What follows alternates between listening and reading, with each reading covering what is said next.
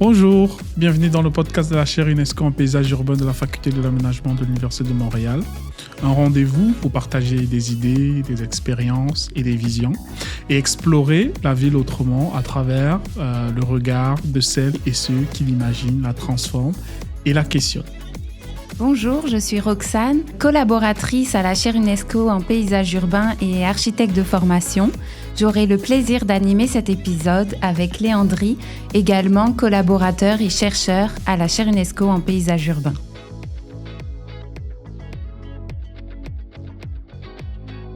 Imaginez un espace où l'architecture, le paysage et la ville se rencontrent. C'est dans ce monde que notre invité évolue.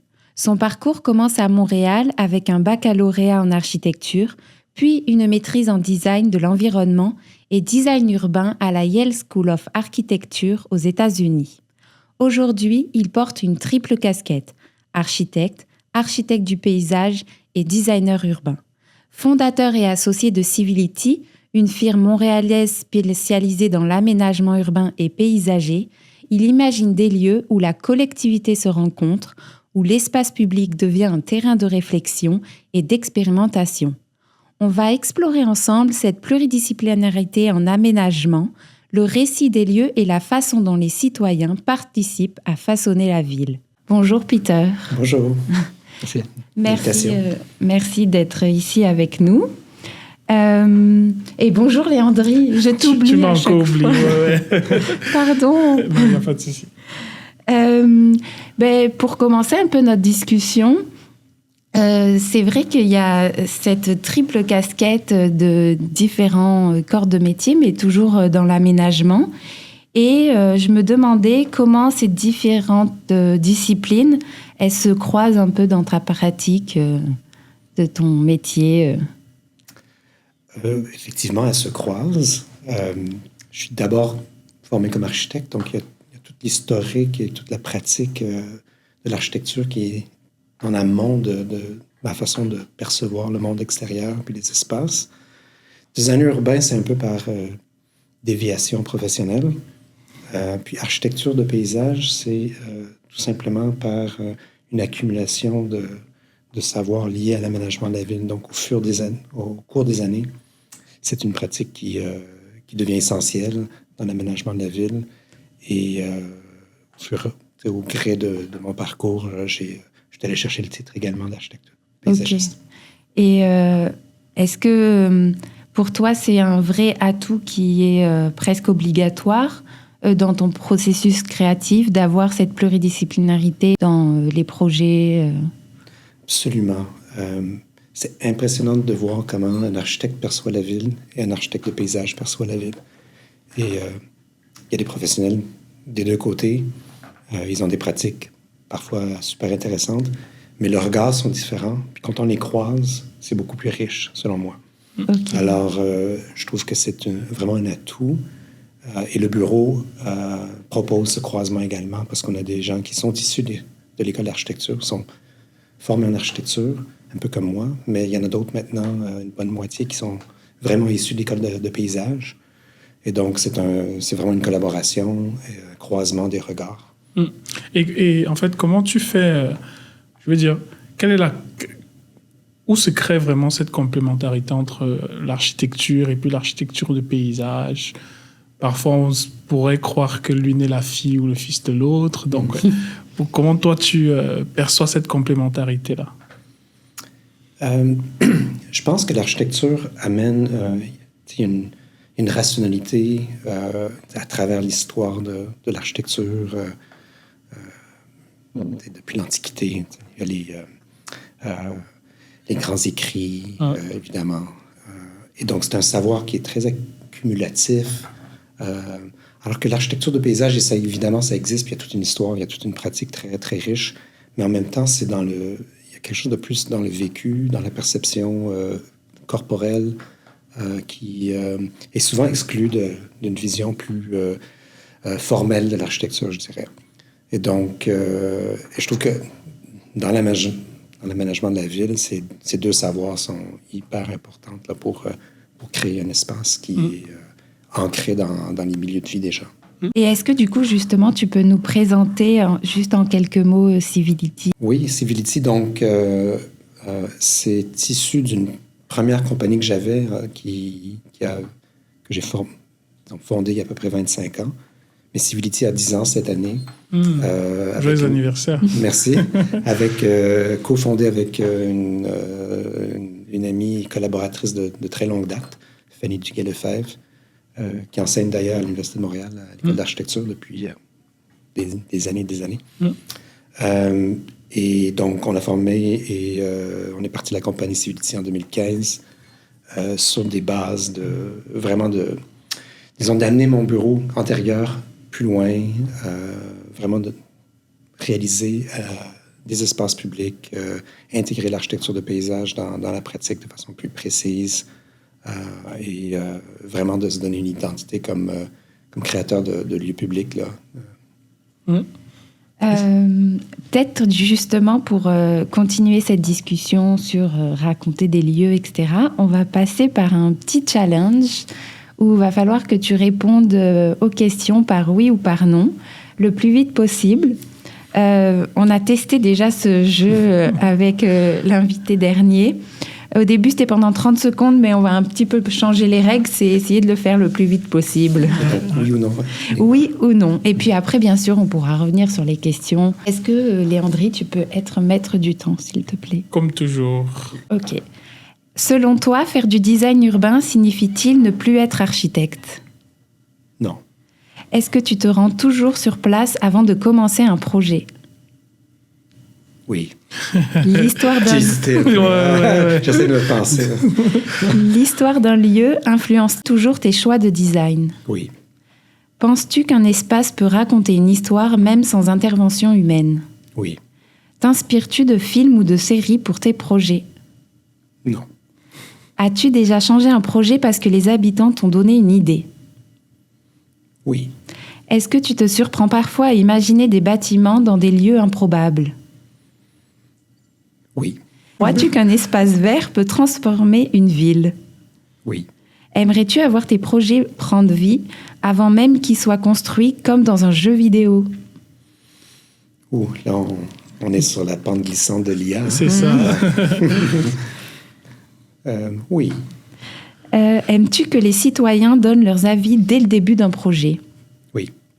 Écoutes-tu de la musique en travaillant sur un projet urbain? Non. As-tu déjà dessiné un plan sur une serviette de restaurant? Oui. Super. Alors, le temps? Ouais, ça va. C'est 20 secondes de plus que l'autre. Mais il y avait plus de questions, je pense. Ah, ouais. Mais comme tu es deuxième, tu es toujours dans le top 3. Bon, donc bravo. Super. Ouais.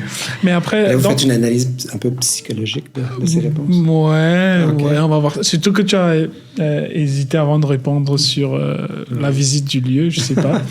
ça vaut une explication. Ouais. C'est ça, ouais, effectivement. Ouais. Mais après aussi, tu vois, dans les questions, on a beaucoup parlé de population, d'habitants, de personnes, etc. Comment, par exemple, la manière dont certaines personnes peuvent utiliser un espace ou avoir un regard sur cet espace, c'est en lien aussi avec l'histoire qui peut avoir cet espace. Comment, pour toi, ça influence ta pratique c'est-à-dire de comprendre la perception de l'espace par les personnes. Par les personnes, ouais. C'est des couches de savoir, selon moi, là, dans le sens que nous, on part souvent d'une lecture historique du lieu pour comprendre l'évolution d'un site, comment il s'est formé, il s'est structuré dans le temps, mais de comprendre la perception de cette histoire qui est peut-être très différente d'un résident. Qu'est-ce que ce résident perçoit, comment il imagine le lieu. C'est donc un peu comme cette dialectique entre architecture et paysage. Il y a une dialectique entre le savoir du concepteur et le savoir du résident. Et c'est important de pouvoir amener l'un vers l'autre, tout simplement parce que ça enrichit le projet et le processus. Oui, mais c'est vrai que quand tu parles d'enrichir... Bon, moi, je ne suis pas architecte, mais j'essaye de comprendre, en fait, la distinction d'échelle aussi. Parce que je pense que l'architecture aussi a une notion d'échelle plus proche, en fait. Je parle de l'organisation de l'espace dans un bâtiment, les circulations, les pièces, ce genre de choses. Et l'architecture du paysage, c'est un peu l'échelle supérieure d'intégrer ça dans un environnement urbain, par exemple, ou alors... Mais c'est cette translation entre les échelles que j'ai du mal à comprendre aussi. Et surtout par rapport à ce que tu disais, c'est comment les personnes interviennent justement dans cette cohérence entre les échelles. La première chose, c'est que je fais une distinction, je suis architecte, et donc j'assume ce savoir dans ma pratique, mais je ne fais pas de bâtiment. Donc ma pratique d'architecture, elle s'est vraiment dirigée vers le design de l'espace public, mais donc avec cette perception d'un architecte qui lie l'espace extérieur des bâtiments, tout comme un architecte paysagiste. Donc, dans ce sens-là, les deux pratiques se confondent. Il y a moins une question d'échelle. C'est une question de... c'est vraiment une question de croiser les regards dont je parlais tout à l'heure sur l'organisation plus structurelle de la ville versus l'organisation de la vie dans la ville. Puis quand je parle de vie, c'est pas juste les humains, c'est la biodiversité, c'est le végétal. Donc, c'est dans ce sens-là que les choses se croisent. Et est-ce que justement ce passage de l'architecture paysagée et plus la construction de la ville, est-ce qu'il y a un projet ou une expérience dans ta carrière ou même dans tes études qui t'a influencé en particulier ou...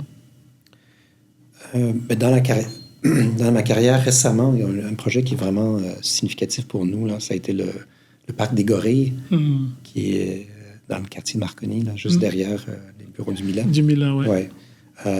Parce que c'est d'abord un mandat qui a été beaucoup plus large en termes de design urbain, d'urbanisme même. On a accompagné la ville dans la planification du territoire. Et ce lieu-là était déjà identifié comme un futur parc. Et on a eu le mandat ensuite de designer le parc et le co-designer avec une communauté déjà très présente, qui livrait une bataille pour faire de ce lieu un parc depuis une dizaine d'années. Et donc, ça a été une expérience super enrichissante parce que ça a été vraiment une occasion presque unique là, de travailler avec des résidents intimement impliqués dans leur vision, l'ambiance qu'ils voulaient, le type de lieu qu'ils voulaient. Mais moi, j'arrivais avec une compréhension de la formation urbaine du lieu parce que j'avais déjà donc réfléchi à l'organisation. C'est une ancienne friche ferroviaire. Il y a beaucoup de couches historiques sur ce site-là. Et donc, je le nomme parce que c'est un projet récent, mais on n'a pas toujours l'occasion d'avoir ces moments où conception et intégration vraiment d'une communauté très présente se passe et se passe bien. Ça a été une expérience positive sur toute la ligne, malgré que ça s'est passé avant, pendant et après le COVID. Là. Donc, ça a été un moment où, à travers le COVID même, ce qui a comme créé toutes sortes de rebondissements dans la manière dont on a organisé la conception du projet. Mais ce type de façon de faire est assez répandu, mais pas toujours aussi bien réussi, selon moi. Donc, ça a été un cas d'espèce très, très important.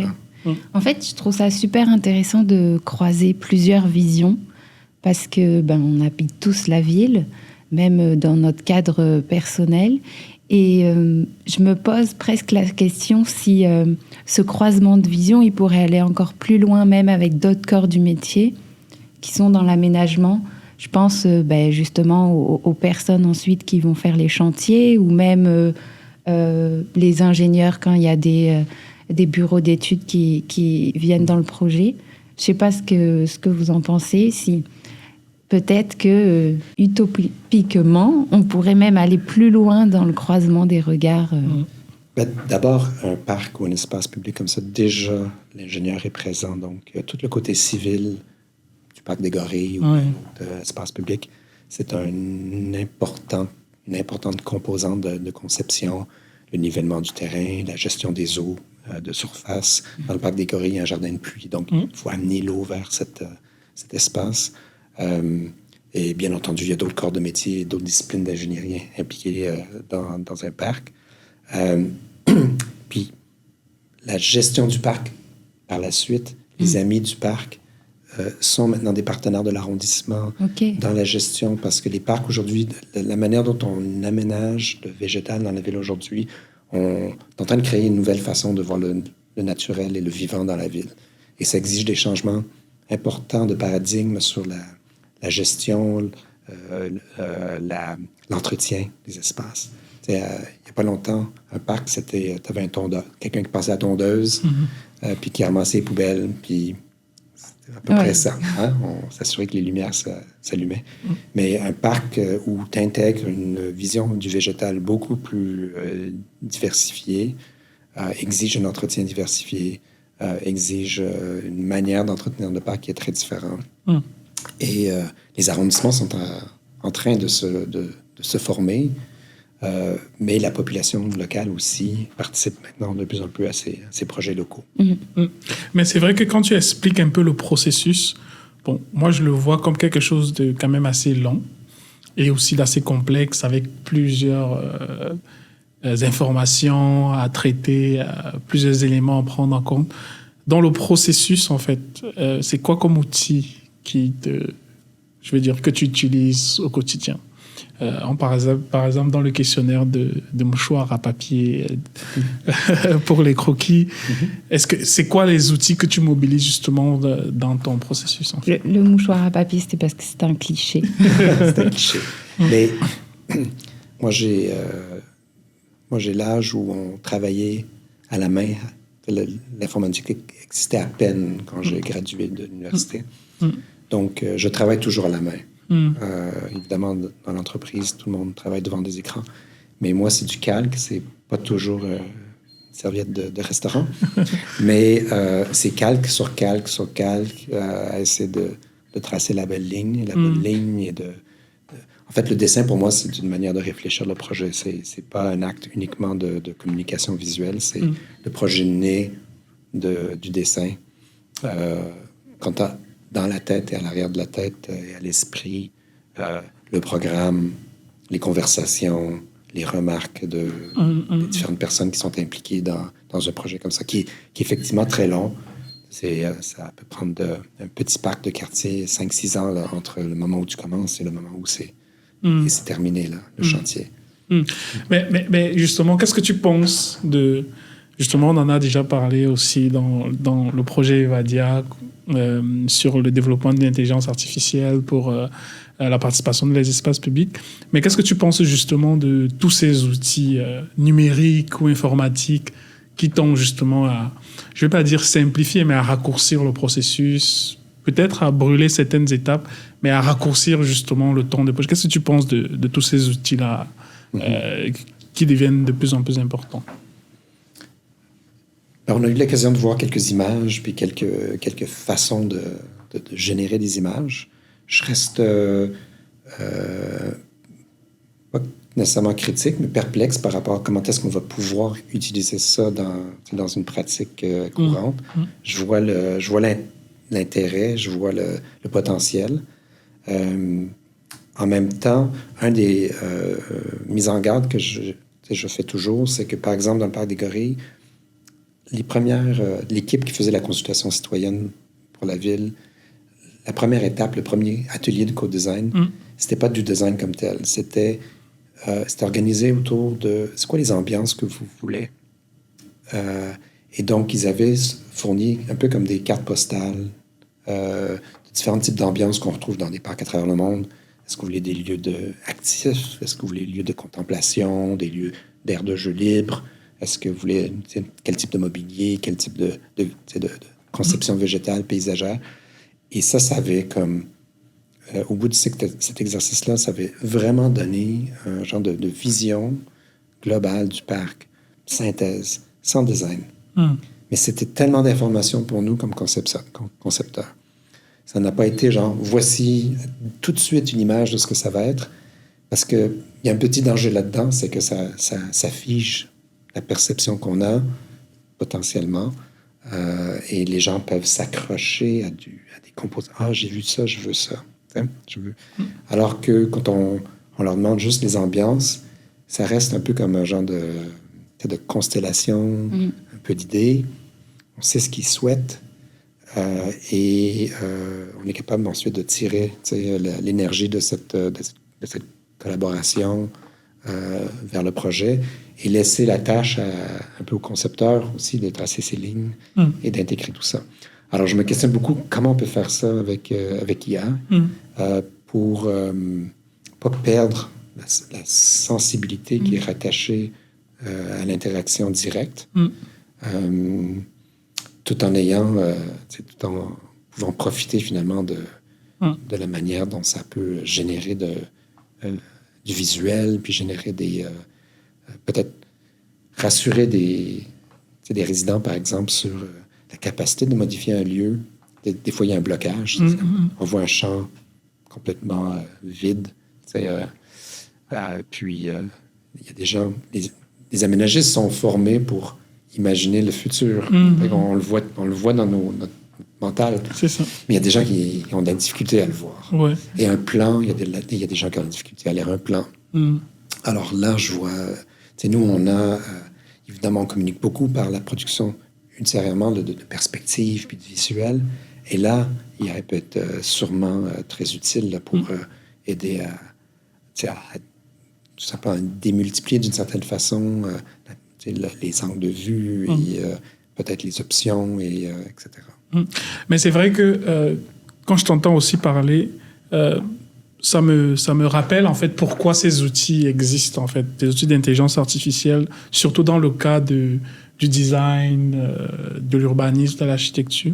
C'est que justement, pour prendre l'exemple du parc que tu disais tout à l'heure, parfois à une petite échelle, c'est même, comme tu disais, c'est encore complexe à cette échelle parce qu'il y a beaucoup de couches d'informations. Je prends par exemple le cas d'un parc de 10 hectares ou pour être plus proche d'un exemple qu'on connaît, le parc La Fontaine ou Central Park à New York. Imagine qu'on veut concevoir un parc comme ça et que justement on veut écouter tous les Montréalais ou on veut écouter tous les New-Yorkais. Je crois que ça devient encore plus complexe.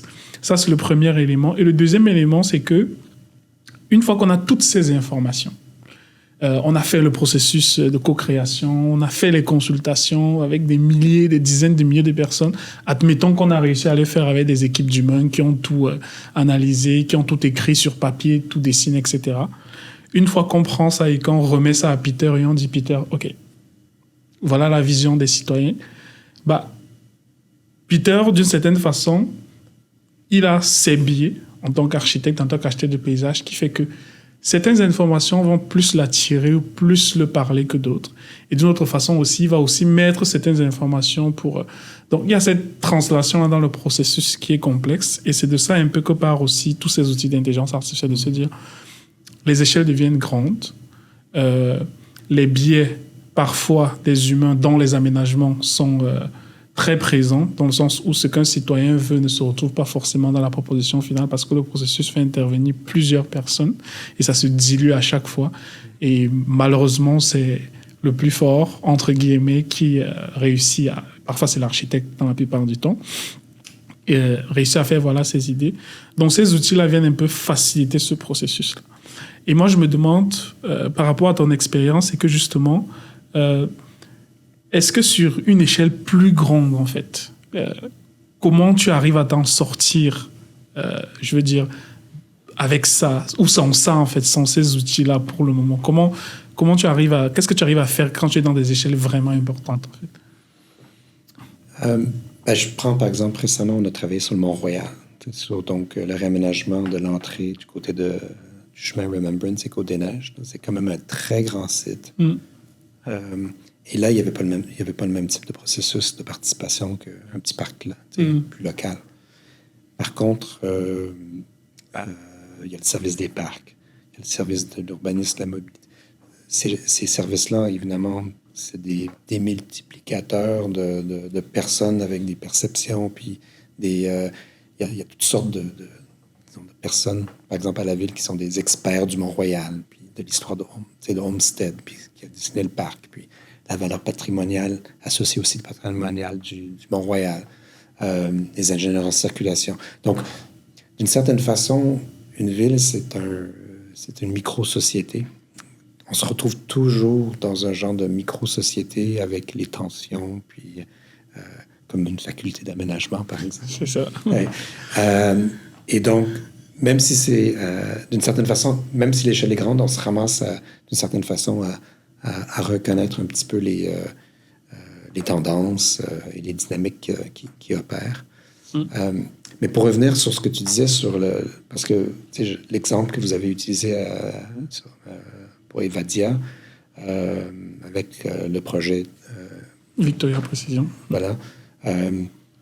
L'idée de pouvoir démultiplier les appréciations ou les visions par AI, puis être capable de générer peut-être sur l'ensemble, puis quand ça se démultiplie, d'arriver à réduire et à distiller cette information, par exemple en priorité.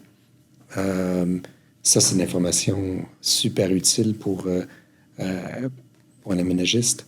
Donc, 10 000 idées, quelles sont les 10 meilleures d'une certaine façon, ou celles qui reviennent le plus souvent dans la vision des gens. Ça m'amène à un élément qui est super important dans notre pratique, c'est que le design ne se fait pas d'une certaine façon comme un exercice en vase clos. C'est le concepteur dans sa tête qui crée. On est constamment en train d'expliquer le design. Puis l'explication, c'est un récit. Donc, on est constamment en train d'essayer que ce soit nos idées, les idées qui viennent des autres, que ce soit la recherche historique. On organise l'information pour créer une histoire, puis pour aller chercher l'aval de nos partenaires.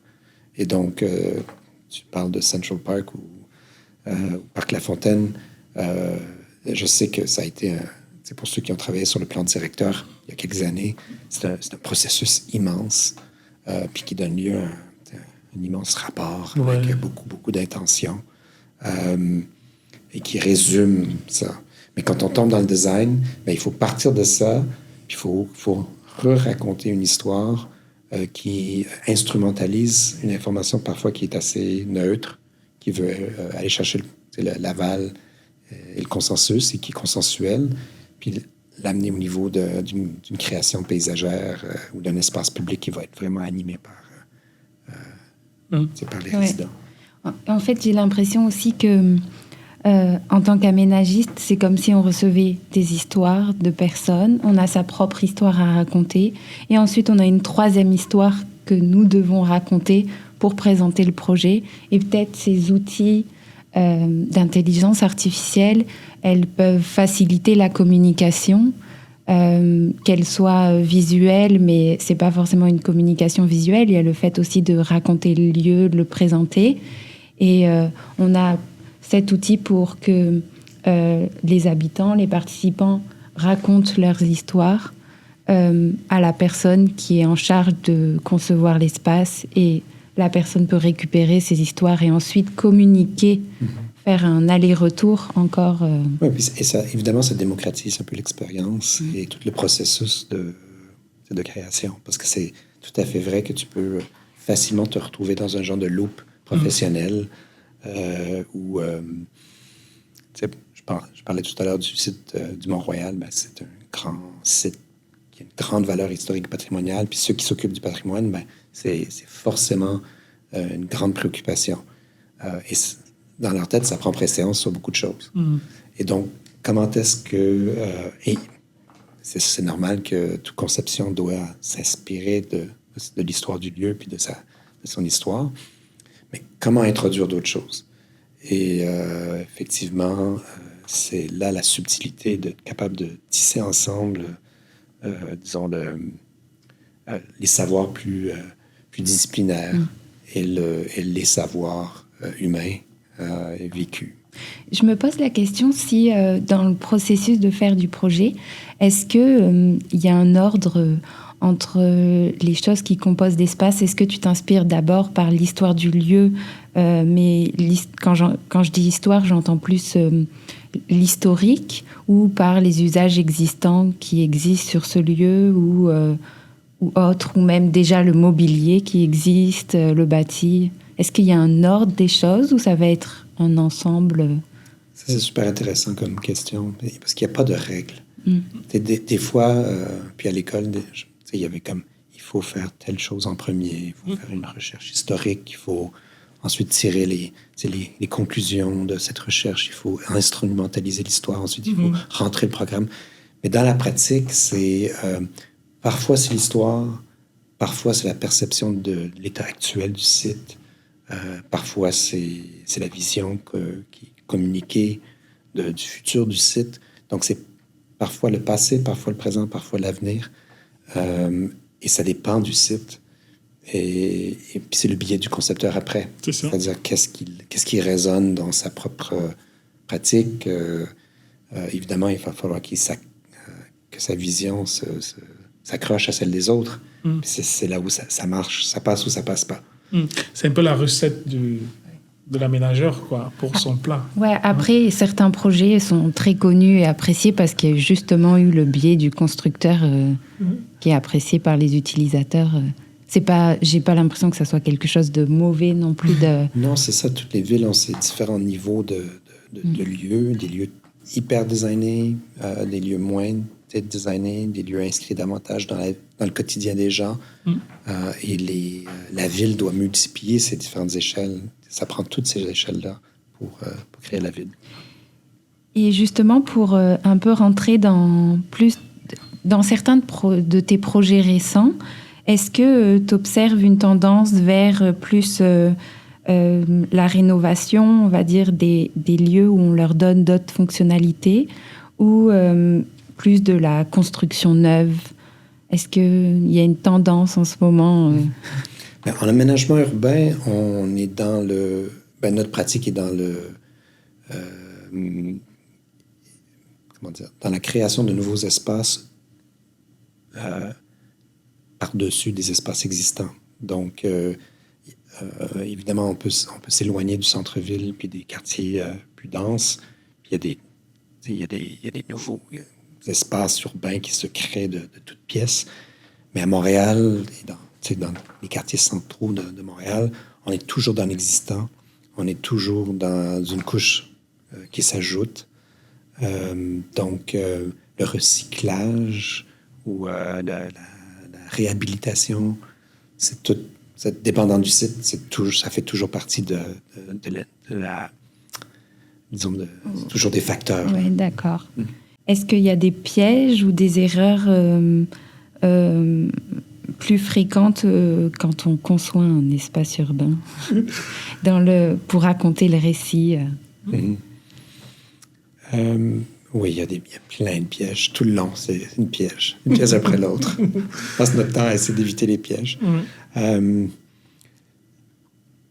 Oui, je pense que c'est... en fait, c'est de tirer la couverture trop vers... c'est pas qu'un projet doit être consensuel. Il doit avoir une âme, il doit avoir une identité forte. Mais si le concepteur se cloisonne dans un genre d'abstraction du lieu, pas bon. Si au contraire, c'est comme juste une éponge pour répondre aux besoins qui sont exprimés, pas bon non plus. Pas nécessairement bon, dans le sens qu'on va... Je pense que la ville se refait sur elle-même et il faut que chaque projet tente de dire quelque chose de nouveau, tente de s'inscrire dans le tissu social du lieu dans lequel il s'inscrit. Mais du coup, c'est vrai que tu parlais, par exemple, de pratiquer la profession, ça va être plusieurs dizaines d'années. Est-ce qu'au fil du temps, tu vois des choses changer, en fait, des transformations, quand tu regardes un peu toute ta carrière, ou bien comment la profession évolue, qu'est-ce qui te marque comme transformation passée ou en cours dans tout ça? Moi, je suis à l'Université de Montréal, on enseignait le retour à la ville. On sortait des années du haut modernisme qui était une forme de anti-urbanisme. On détruisait la ville.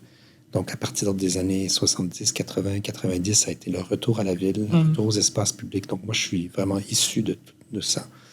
Mais il y a eu, entre les années 90 et maintenant, toutes sortes de choses qui ont évolué et pour le mieux, dans le sens, évidemment, tout ce qui est trait à la mobilité urbaine, la mobilité passive et active.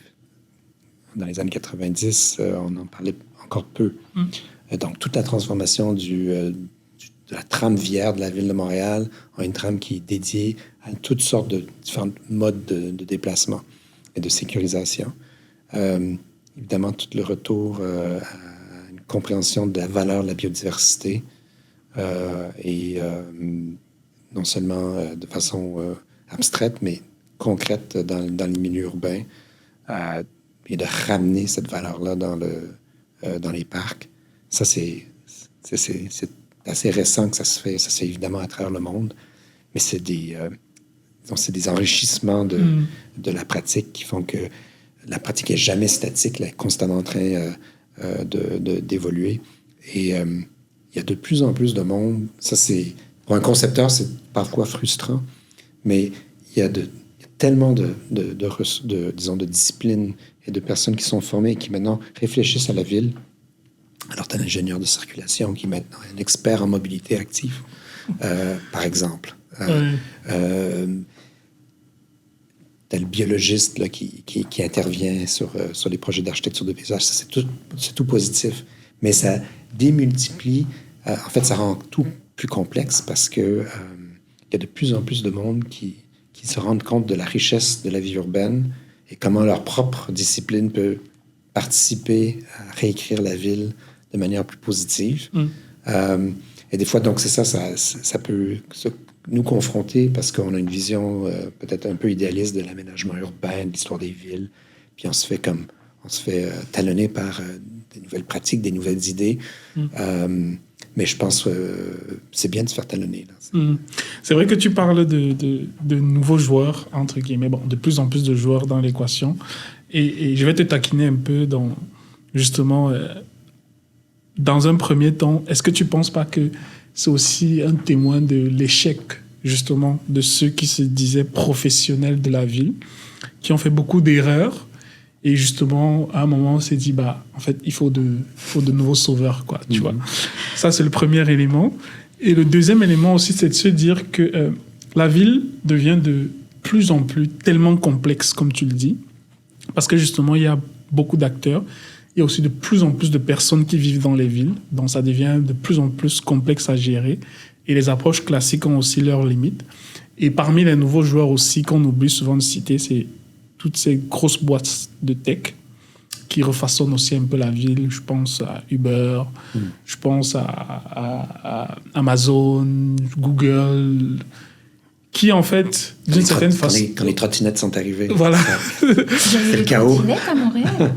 Et oui. Ouais. Ah, ok. Et puis ont été, je pense, interdits. Mais ces trottinettes ont été interdites un peu dans toutes les villes. C'était pareil en Europe, en France. Ouais. Donc, tu vois, en fait, c'est plus avec la complexification, les nouveaux joueurs aussi de tech qui, selon moi, ça c'est vraiment ma perspective personnelle, ont parfois une meilleure compréhension de comment, pas comment la ville fonctionne, mais comment les gens utilisent la ville.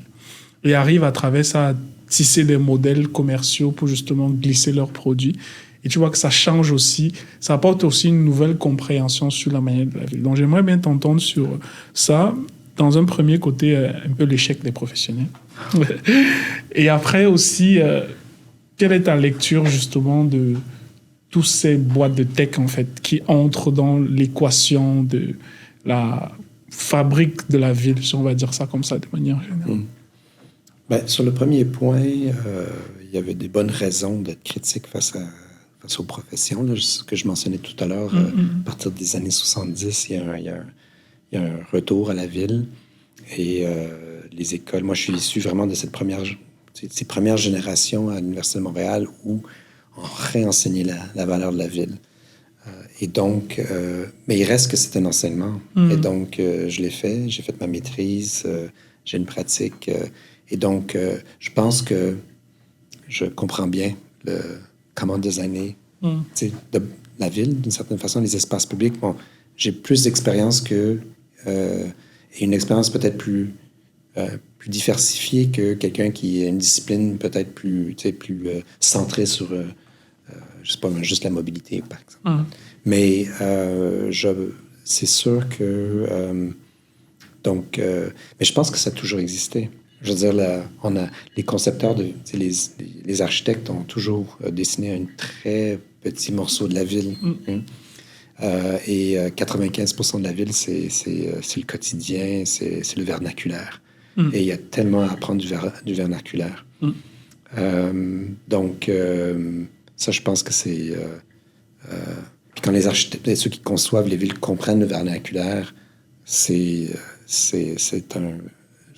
va mener à quelque chose de plus intéressant. C'est-à-dire qu'on s'éloigne de la monumentalité et puis du désir d'imposer l'ordre sur tout le monde. Mais les autres disciplines aussi, ils aiment ça, l'ordre. Hein? Donc, ils aiment l'ordre, ils aiment les compagnies dont tu as parlé tout à l'heure, ils aiment leur propre ordre. Ouais. Mais tu sais, ils apportent quelque chose aussi. Je pense à la question de la livraison. C'est une grosse question en aménagement urbain. Les rues de Montréal sont faites pour accepter des camions de livraison de bière. Donc, toutes les rues doivent passer pour pouvoir livrer à tous les dépanneurs de coin des caisses et des caisses de bière. C'est des immenses camions. Les camions de pompiers ont un gabarit qui fait en sorte qu'on a de la misère à créer des rues sympathiques, intimes, etc. Parce qu'il faut passer le camion de pompier qui est designé beaucoup trop grand. Dans les villes européennes, ils sont plus petits.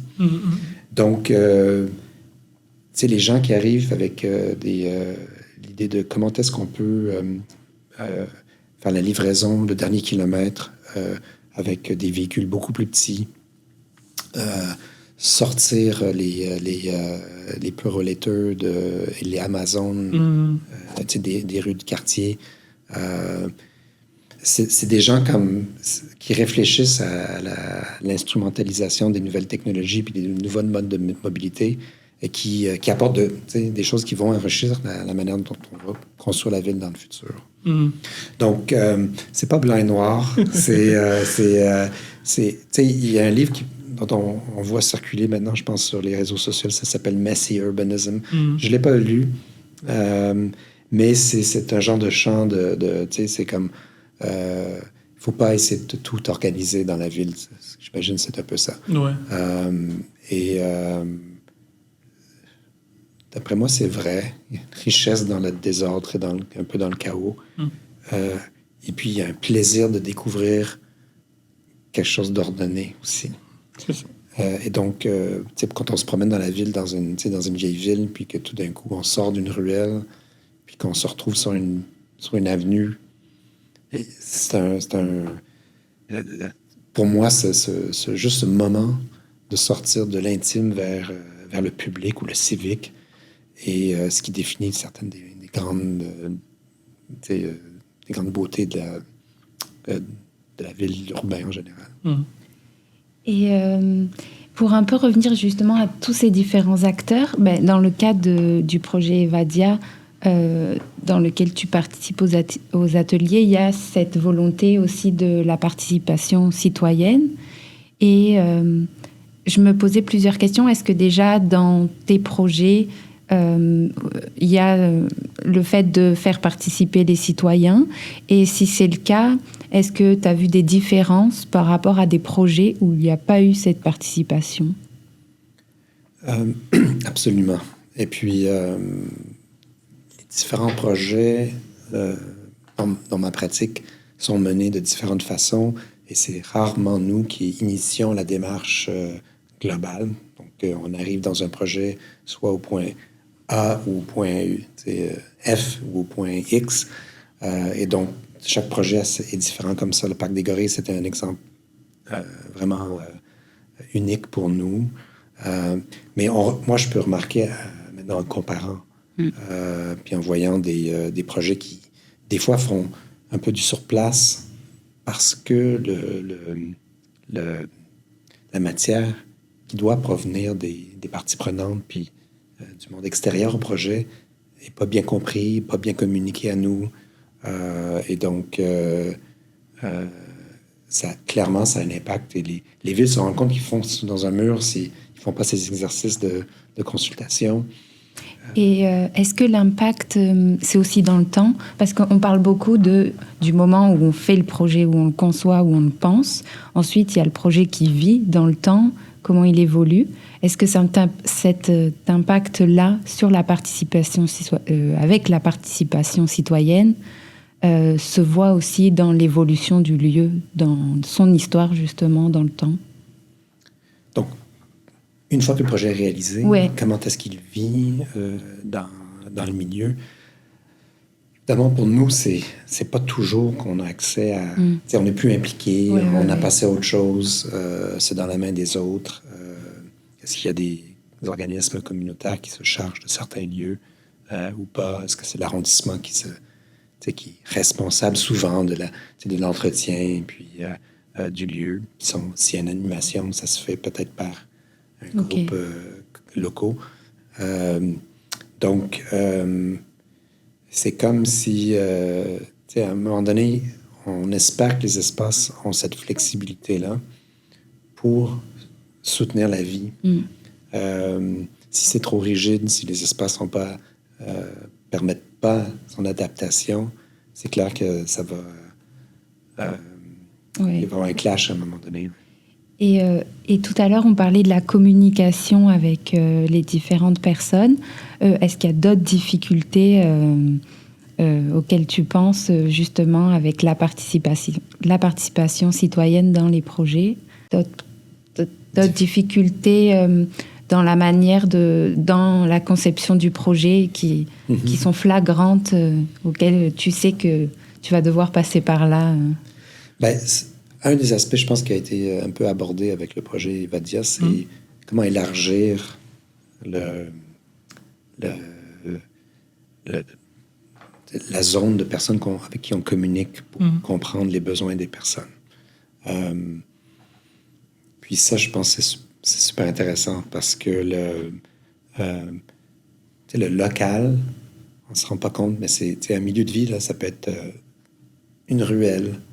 Puis si le parc, qui est à côté ou en face des maisons, mais les gens qui vivent en face, c'est un peu leur parc. Et donc, puisqu'ils sont plus présents, géographiquement plus près, c'est comme s'ils prenaient un peu la responsabilité, je ne dis pas le contrôle, mais ils prennent la responsabilité et leur vision prend peut-être préséance sur la vision de ceux qui sont à l'arrière des autres maisons puis qui peut-être se prononcent moins. Donc,